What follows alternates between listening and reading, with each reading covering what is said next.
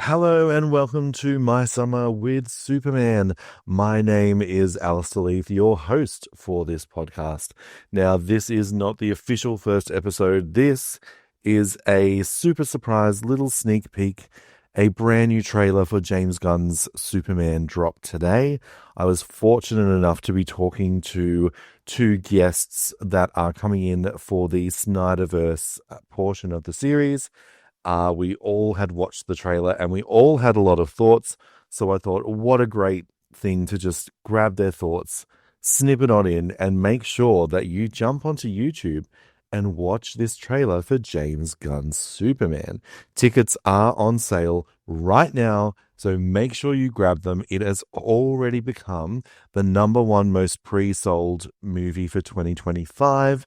If you want to get there opening day, potentially opening weekend, I would recommend getting it now. Up in the sky, it's a bird! It's a plane! It's Superman! Join Alaisdair on this journey through Superman on screen. From Smallville I'd give anything to be normal. to Lewis and Clark, Lois Lane, Clark Kent. the animated series, Superman! films, and big screen blockbusters. Dive deep into why he is our hero. This is My Summer with Superman. Welcome back to My Summer with Superman. I'm back again.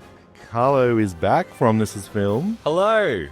And Adam is back from the gym. From the Dan Murphy's car park. Oscar the Grouch. I'm wearing a green jumper. It kind of fits. You haven't shaved him in a few days either. No, yeah. Yeah. That's calculated. Yeah. A trailer got released today Mm. for Superman. Mm-hmm. Have we all watched it? I have. Did you watch it? Yeah. Several times. Yes, I thought you would. Quite a few times. And you watched it at home on a TV, yeah? I watched it first. I'll tell you the chronology. All right, give us your story. I was working late last night and it popped up and I saw it on my phone. And I started watching it and I was like, oh, there's more footage. Oh shit, there's more footage. Oh shit, there's more footage. And after that I went to bed. And then I woke up again, watched it on my computer, and then proceeded to watch it on my 85-inch TV. And it's just really nice. I don't know why I'm shaking my head because I do exactly the same. Yeah, exactly. Like I open my eyes and I'm like, okay. And I'm saying this because I feel like I'm in a safe space. Don't fucking... No judgment here. no, I sometimes I wake. I'm mad you didn't message me last night saying it's out, actually. I think I probably scare people because I wake up and I go, fuck, I'm alive again. And then I go, and I go straight to Rotten Tomatoes and I go, ooh, trailer time, right? And then there'll be 28 years or this. And then I lay in bed because I have really bad eyesight and I wear contact lenses. So I put my phone an inch away from my face and I watch it on that 6 times. And then I share it to my story. And people are like, does he wake up at 5 a.m. to check trailers on Rotten Tomatoes? And yeah, of course. I kind of do. Do you have contact lenses? Oh, yeah, they're so strong. Yeah. And so so I was and then I do a Carlo. So I go like this. Yeah. And then when I get up and I put them in, then I watch it on the laptop sometimes, and then I watch it on the TV. Yeah. And that's why I'm on the podcast. Other people aren't. Just like the rest of us psychos. You don't all do that? No. I do that often. It's an intervention. Okay. No, because you can't have an intervention if we're both similarly afflicted.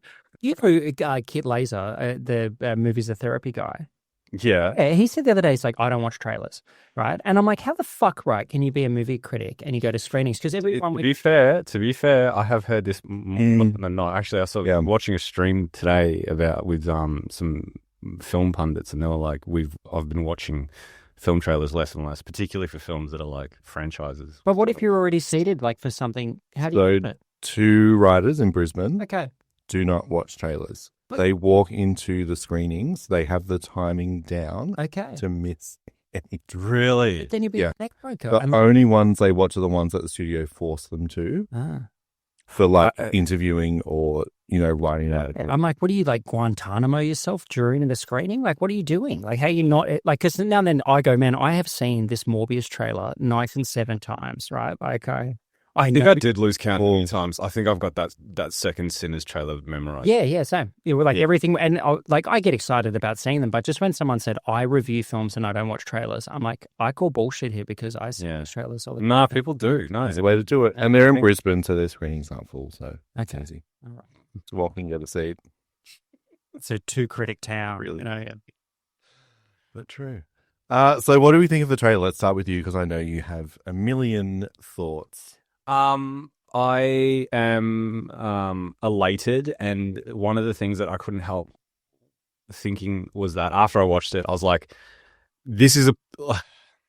I hate to be hyperbolic, but I'm going to fucking do it because I hate when people are like, especially with nerd shit. This is the best fucking thing I've ever seen, in all caps on Twitter. But having said that, I can't help but shake the feeling that we have reached a point in comic book movies where this is going to now be the bar. Yeah. Visually. I can't say narratively wise, not narratively, but visually this will be like the thing that people expect from now on. And I think that if you don't deliver on that, I think people will be... This gave me the same feeling that I got when I saw John Wick and The Raid, which came out about a year and a half apart from each other. And I was like, okay, so action cinema's changed now. Like we're in a completely different paradigm now because it's like we can no longer go back to fucking Paul Greengrass with his cameras all handheld right up in your face. Yeah. This is like, it's this or nothing. Yeah. And I feel like with this, I couldn't help but shake the same feeling where it was like, it's this or nothing else because I just feel like it's just the energy of it, the choreography of it, the composition, all of it just looks like so much like a living comic book. Mm. And but welcoming as well. Yeah. Like open, welcoming, very accessible, in a way that's like, oh no, this is like aimed at kids. Like we're back in, I keep saying that we're like we're in a silver age of comic book films. Like we're reaching that. I love that analogy, by the way. As soon as you said it, I was like, that's good. Yeah, that's not my. You need to copyright it. I can't. I wish it was my thing, but it's not. It's a YouTuber that I follow. The antithesis of the movie we're about to talk about. Yeah, exactly. And it was just like having watched that trailer and then having to watch BBS right after that. Like, oh fuck. Okay, I said that to you. I was like, that's rough. What a downgrade. But like, yeah, I think we're in this point now where it's like the quality of what the audience is going to want is going to be much, much higher. Oh, yeah, for sure. From here on out. And that was the thing that when James Gunn got announced as co-head of DC Studios, I was like, okay, this is for all of David Zaslav's fuck-ups and faults, and there are many, I feel like this was like the one thing he got right.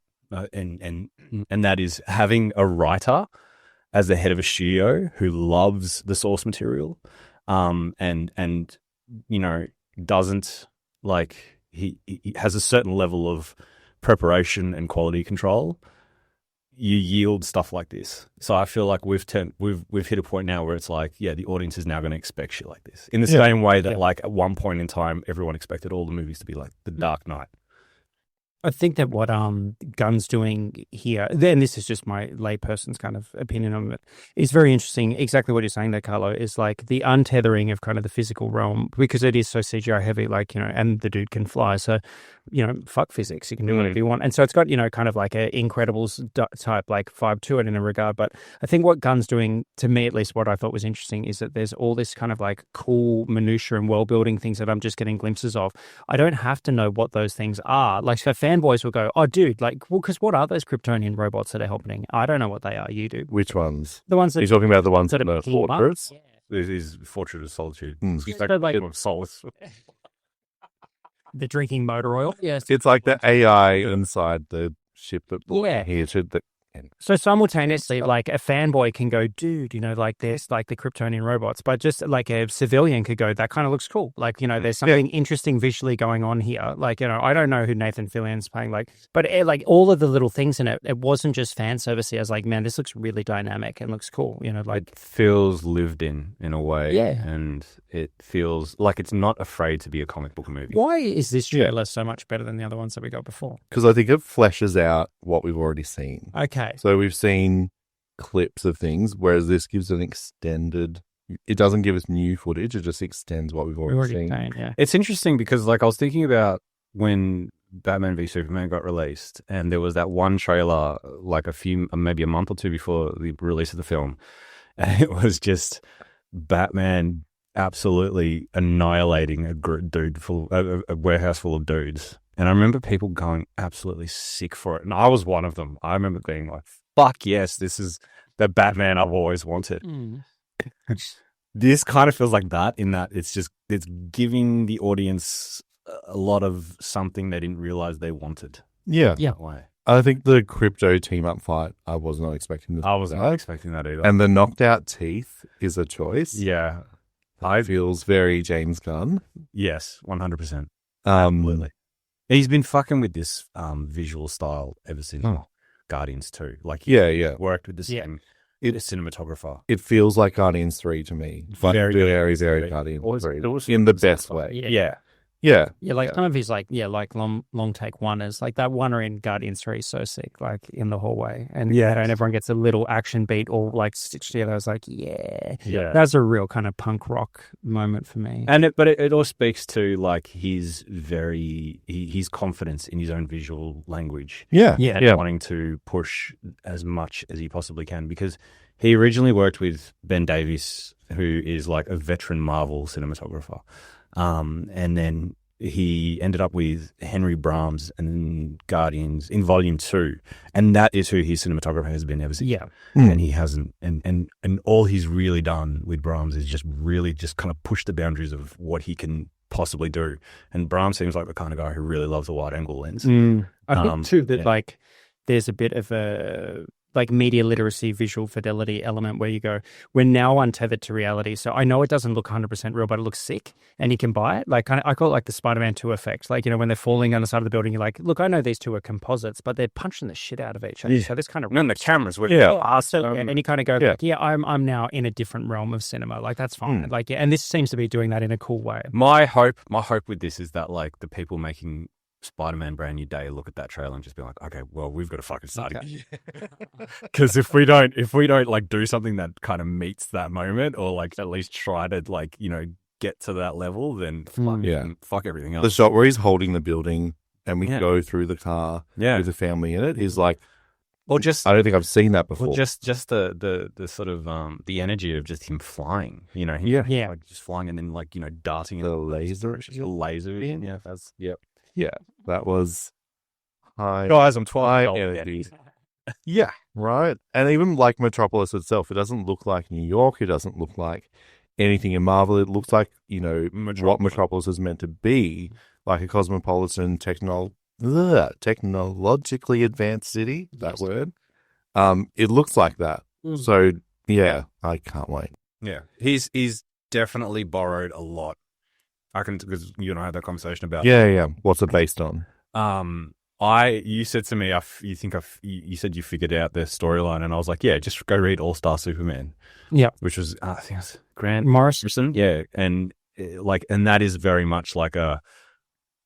So the whole premise of it is that like Superman is on the verge of death. And he's kind of like living out his last week in a way. Not to say that that's what this is going to be, but this is very much like a every day is a new kind of adventure type thing. Yep. So, and that's what this feels like. Yeah. I think that that Gunn's going to make, it's interesting when we get, you know, reboots or reiterations so quickly.